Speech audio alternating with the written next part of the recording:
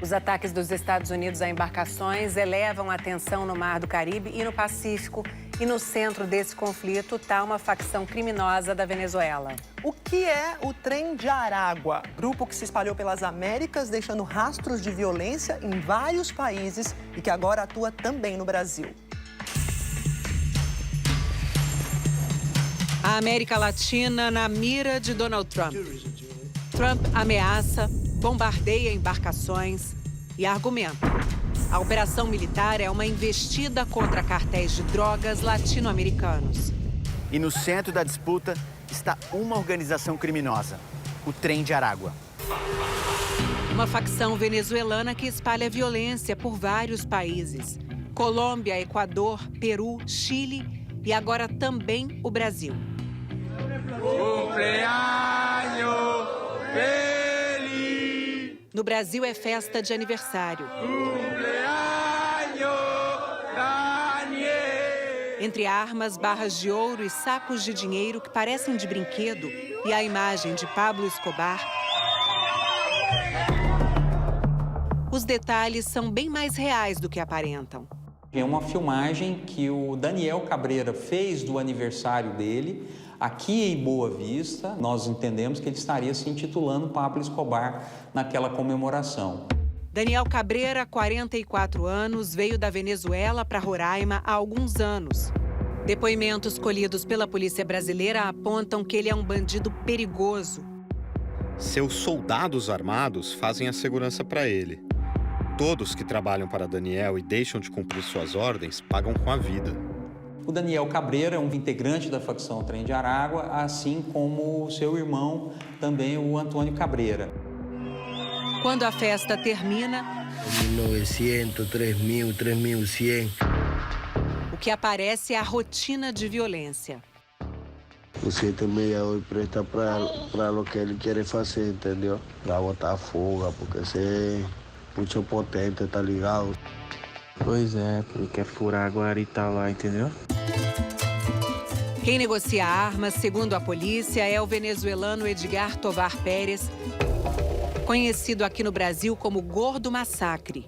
O que vocês encontraram que mostram essa ligação com essa facção? Nós encontramos várias informações nesses celulares, né, que dão conta de que eles estavam integrando essas organizações criminais na Venezuela e que provavelmente continuavam integrando elas no Brasil, já que movimentavam grande quantidade de armamento e droga. Nós temos informações concretas que vários desses armamentos que foram propiciados pela facção Trem de Aragua abastece o Comando Vermelho no Rio de Janeiro. Autoridades investigam a presença de facções criminosas da Venezuela em Roraima e, com isso, um aumento da violência na capital e no interior.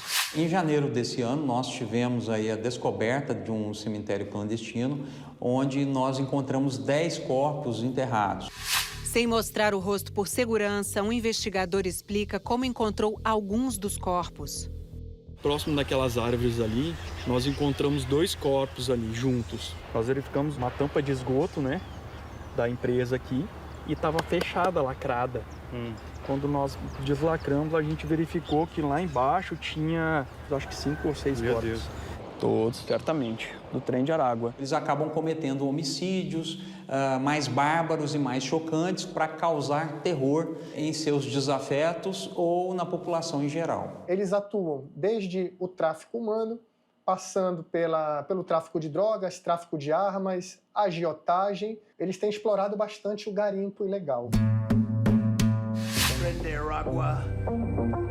Para Donald Trump, o Trem de Aragua é um dos piores grupos criminosos do mundo, especialmente porque também aterroriza os americanos. Venezuelan gangs, TDA. O Trem de Aragua é acusado de participação em crimes de grande repercussão. O presidente americano diz que esses criminosos entram nos Estados Unidos infiltrados entre os imigrantes ilegais. If they don't go back to their countries, we will never get back our country. Vários venezuelanos acusados de serem da facção estão presos em El Salvador. E Trump assinou um decreto que classifica o Trem de Aragua como organização terrorista. Para o americano, Nicolás Maduro, presidente da Venezuela, controla os narcotraficantes do Tren de Aragua e de outras facções como o Cartel de los Soles. Maduro nega as acusações e diz esperar uma negociação de paz. Just peace, just peace. Só que desde setembro, Trump tem autorizado ataques a barcos que circulam pelo Mar do Caribe e pela costa pacífica da América Central. Já houve 21 ataques e mais de 80 pessoas morreram. Segundo o governo dos Estados Unidos, todos seriam traficantes de drogas. E toda essa movimentação está afetando boa parte da população da região.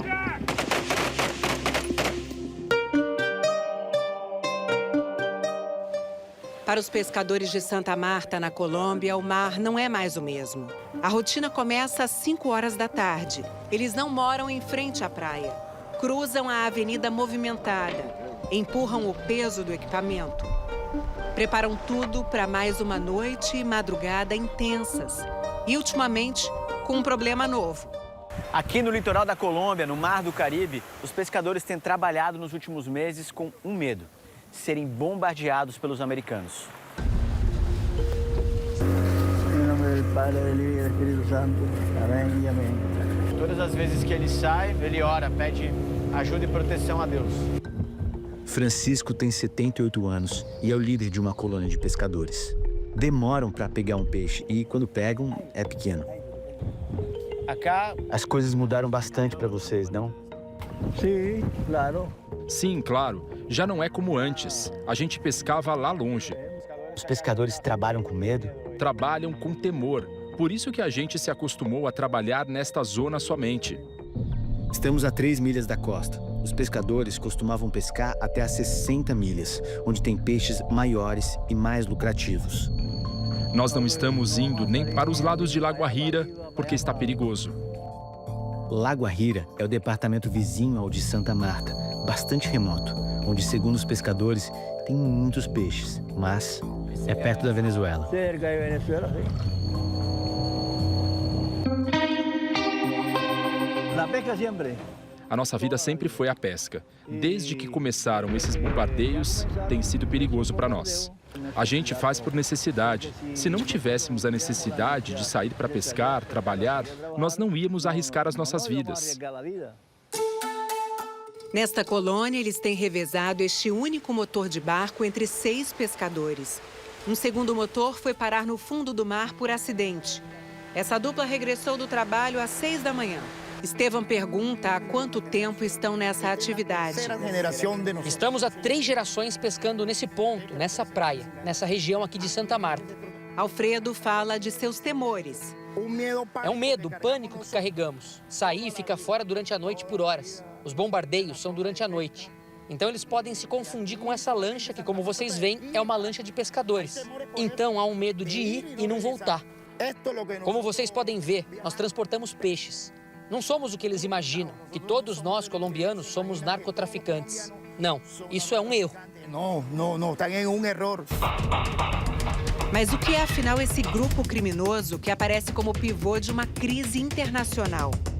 Assim como as principais facções brasileiras, o Trem de Aragua começou atrás das grades. Penitenciária de Aragua, em Tocorón, a 170 quilômetros de Caracas. O Estado venezuelano abandonava absolutamente os presos à própria sorte. Eles tinham que viver numa lei da selva. Sobrevivia o mais forte. Não tinha comida nem acesso à saúde. Eles se deram conta que podiam não somente obter melhores condições de vida, como podiam ter todo o controle da prisão. A jornalista venezuelana Rona Risques, autora de um dos poucos livros sobre a facção, explica que eles decidiram transformar a prisão numa espécie de resort. E eles foram além. Discotecas, lojas de roupa de luxo, zoológico, estádio de beisebol. Eles se locomoviam em motocicletas dentro da prisão. De dentro da prisão, os bandidos coordenavam crimes nas ruas da Venezuela. Eles atuam com sequestro, tráfico de pessoas, mas há também o microtráfico de drogas, as extorsões e o tráfico de mulheres migrantes para a exploração sexual. Em 2023, a Polícia Nacional venezuelana fez uma operação com 11 mil homens para tomar a prisão. E o governo Maduro anunciou que tinha expulsado o Tren de Aragua do país. Mas o chefe do Tren de Aragua, Ninho Guerreiro, tinha fugido e segue foragido. E a essa altura, a facção já tinha deixado um rastro de sangue na América do Sul. Com o agravamento da crise humanitária na Venezuela, milhões de pessoas fugiram do país. O êxodo venezuelano se espalhou por países da América do Sul, Central, Estados Unidos. E o Tren de Aragua foi junto.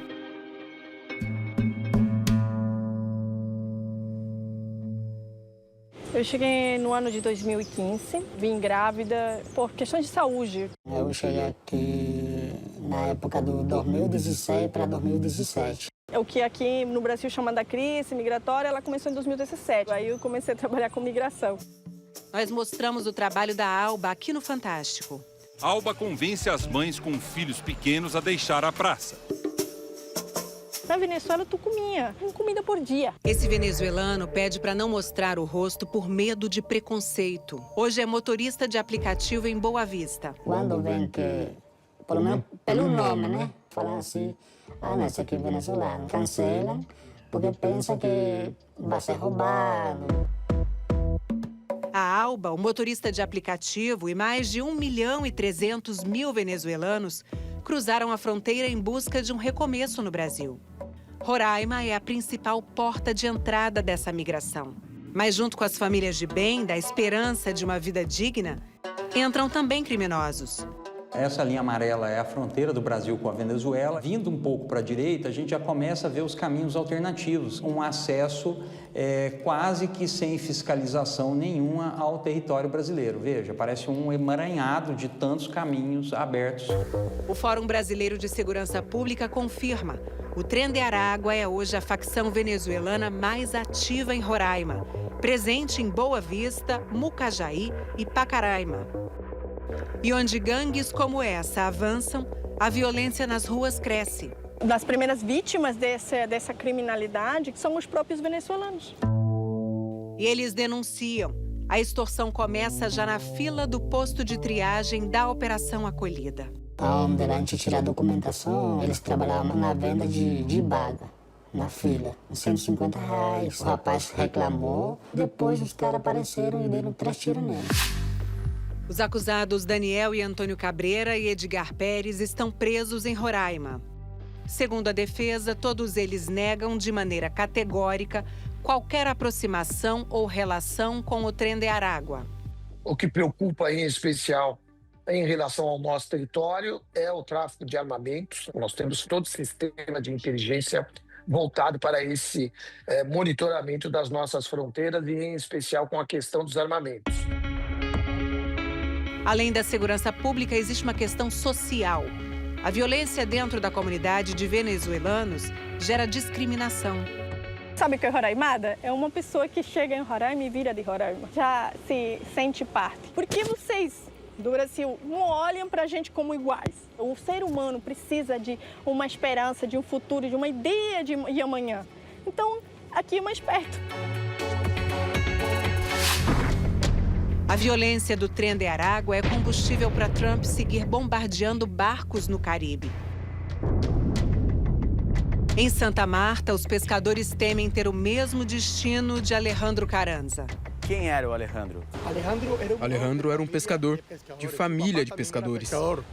15 de setembro, um dia depois de Alejandro ir para o mar, o presidente Donald Trump publicou um vídeo com a explosão de um barco e anunciou: havia destruído uma embarcação venezuelana carregada com drogas. Nós vimos nas notícias que havia uma embarcação bombardeada, dizendo que era venezuelana. Mas como nós somos pescadores, nós percebemos que pela proa era uma embarcação de marca colombiana. Eu disse, pode ser que haja colombianos nessa embarcação. Então, a família nos procurou e disse que o Alejandro tinha saído para La Guajira e não tinha retornado. Passaram-se 7 dias e ele não deu notícias. E entendemos que ele estava nesse bombardeio. E já se passaram 2 meses e nada. Alejandro é o único dos mais de 80 mortos nos ataques de Trump que foi identificado por uma autoridade. O presidente colombiano Gustavo Petro, que visitou a família do pescador. A ex-mulher de Alejandro conversou com o Fantástico. ao lado da tia. Caterine é mãe de 3 dos 4 filhos de Alejandro. Como vocês estão se sentindo agora? Bom, agora estamos passando por uma situação. Nós temos poucos recursos. Não tenho uma maneira de me sustentar. Como vocês podem ver, eu tenho incapacidade na perna. Consigo trabalhar muito pouco. A última vez em que ela, os filhos e Alejandro se encontraram foi em 12 de setembro. E a última vez que se falaram foi no dia em que ele saiu para pescar. Eu falei com ele por telefone e a minha filha mais velha fez uma videochamada. Alejandro já tinha um antecedente criminal. Ele se envolveu num esquema de desvio de armas apreendidas pela justiça. O Fantástico não conseguiu obter informações oficiais sobre o caso. A família nega que ele tenha envolvimento com o tráfico de drogas. Ele não estava ao lado dos Estados Unidos, estava ao lado da Colômbia. Eles devem respeitar, não podem fazer justiça com as próprias mãos, num território que não é deles. No mês passado, Petro voltou a falar sobre Alejandro, classificou o bombardeio como assassinato e que viola o direito internacional, mas reconheceu que não havia certeza sobre o envolvimento do pescador com drogas. Quizás contratado, quizás não sabemos. O presidente dos Estados Unidos não divulga as coordenadas onde os ataques aconteceram, mas afirma que foram em águas internacionais. Seja como for, não há nenhuma previsão legal de que uma ação possa atacar uma embarcação assim. Esses 21 barcos atacados pelos americanos, incluindo o de Alejandro, poderiam muito bem estar trabalhando para o narcotráfico, mas o governo americano não apresentou nenhuma prova disso até o momento. A guerra de versões é mais uma questão no conflito que tirou a paz da região do Caribe.